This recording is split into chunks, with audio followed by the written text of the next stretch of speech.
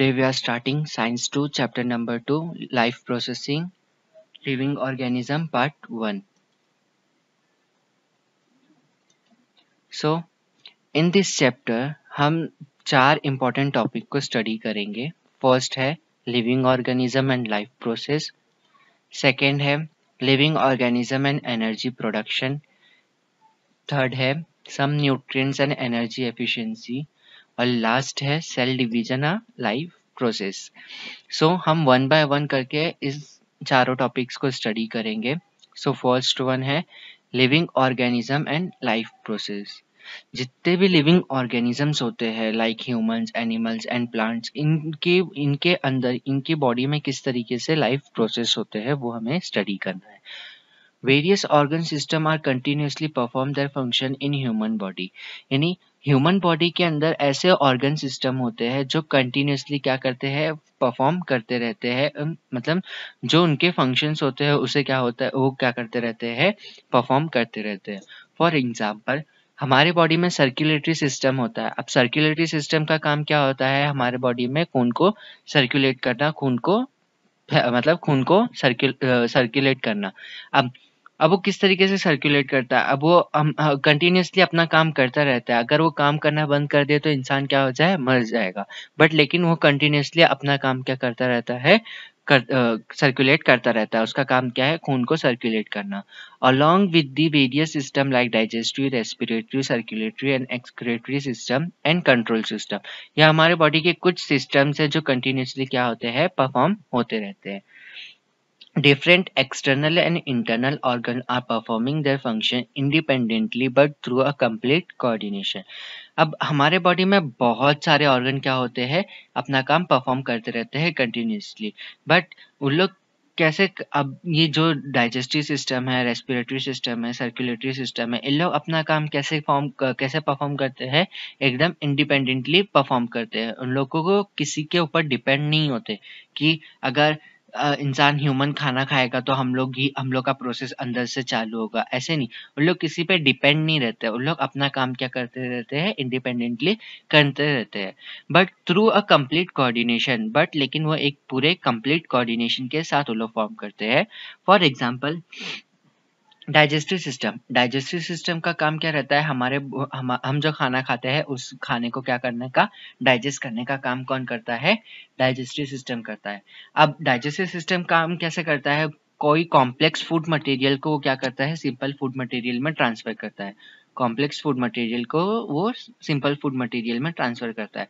यहाँ तक उसका काम रहता है. अब उसके बाद जो सिंपल फूड मटेरियल रहता है उसको सर्कुलेटरी सिस्टम क्या करता है, पूरे बॉडी में सर्कुलेट करता है. क्या करता है, पूरे बॉडी में सर्कुलेट करता है. इस तरीके से डाइजेस्टिव सिस्टम और सर्कुलेटरी सिस्टम क्या होते हैं, कोऑर्डिनेशन होते हैं.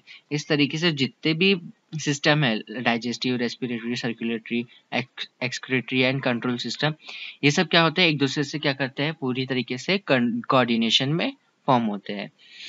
This overall system is in action is more or less same way in all organism. अब आप कोई भी ऑर्गेनिज्म ले लो, लिविंग ऑर्गेनिज्म, उसके अंदर सब सिस्टम कैसे डेफिनेटली काम करते हैं. उसके अंदर के जितने भी सिस्टम्स होते हैं वो डेफिनेटली वर्क करते हैं. मतलब जो मेन मोटो रहता है सिस्टम का वो पूरा, मतलब जरूरी है कि वो पूरा फिल होगा, लेकिन उसका प्रोसेस कैसे होता है, अलग होता है. For example human being and plant. अब प्लांट में भी एक्सक्रीटरी सिस्टम होता है एंड ह्यूमन में भी एक्सक्रीटरी सिस्टम होता है. बट हमारे बॉडी में एक्सक्रीटरी सिस्टम का काम अलग रहता है और प्लांट्स के अंदर एक्सक्रीटरी सिस्टम का काम क्या रहता है, अलग रहता है. बट लेकिन उसका मेन मोटो जो रहता है वो क्या है कि वो कोई मटेरियल को उसको बाहर निकालने का काम है. तो वो अपना मेन मोटो क्या करता है, पूरा कंप्लीट करता है. Now next is body is need of continuously source of energy in for this purpose. अब हमारे बॉडी को बहुत सारी एनर्जी की ज़रूरत होती है. हम जो भी काम करते हैं उसके लिए एनर्जी की ज़रूरत होती है. फॉर एग्जांपल मतलब हम नॉन लिविंग थिंग या लिविंग थिंग की बात करते हैं. मतलब अगर मैं नॉन लिविंग थिंग की बात करता हूँ तो फॉर एग्जांपल बाइक. अब बाइक के अंदर पेट्रोल नहीं तो बाइक चलेगी नहीं, चलती है। क्यों? क्योंकि उसको पेट्रोल से क्या मिलती है? एनर्जी मिलती है। अगर पेट्रोल ही नहीं रहेगा तो उससे एनर्जी मिलेगी? नहीं मिलेगी। सो नॉन लिविंग थिंग को भी कुछ काम करने के लिए एनर्जी की ज़रूरत होती है, और लिविंग थिंग को भी काम करने के लिए बहुत सारी एनर्जी की ज़रूरत होती है। Carbohydrate, fats and lipids are the main source of the energy, and it is harvested by the mitochondria present in each cell. अब कार्बोहाइड्रेट जो है ये मेन सोर्स ऑफ एनर्जी है। हमारे बॉडी में सबसे ज्यादा यूज कार्बोहाइड्रेट्स का होता है as a source of energy. अब माइटोकॉन्ड्रिया तो आपने सुना रहेगा।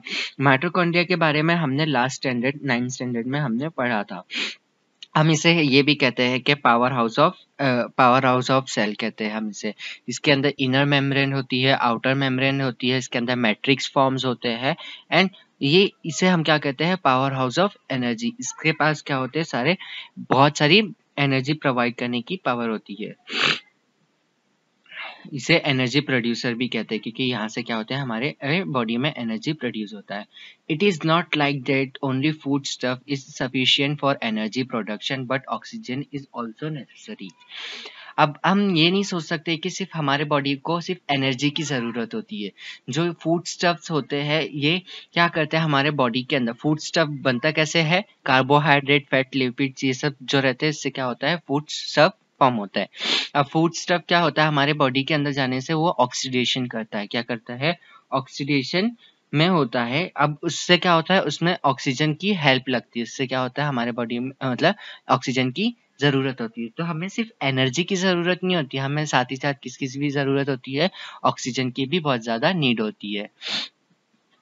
All this food stuff and oxygen are transported up to the cell via circulatory system. अब जो फूड स्टफ और ऑक्सीजन होते हैं ये क्या होते हैं? ट्रांसफर्ड होते हैं कहाँ पे? सेल में। किसके थ्रू होते हैं? Circulatory system. सर्कुलेटरी सिस्टम का काम क्या रहता है? पूरे बॉडी में सेल को जहाँ जहाँ सेल्स हैं वहां तक क्या करना है? पूरे सर्कुलेट करना है। तो वो क्या करते हैं? उन चीजों को क्या करते हैं? सर्कुलेट करते हैं। Besides, it is coordinated by the control system of the body. Each life process contribute in its own way in this process of energy production. Function of all these life process also required to the energy. अब हमारे body में बहुत सारे process होते हैं और वो एक साथ काम करते हैं। इवन एनर्जी बनाने के लिए भी हमें एनर्जी की ज़रूरत होती है।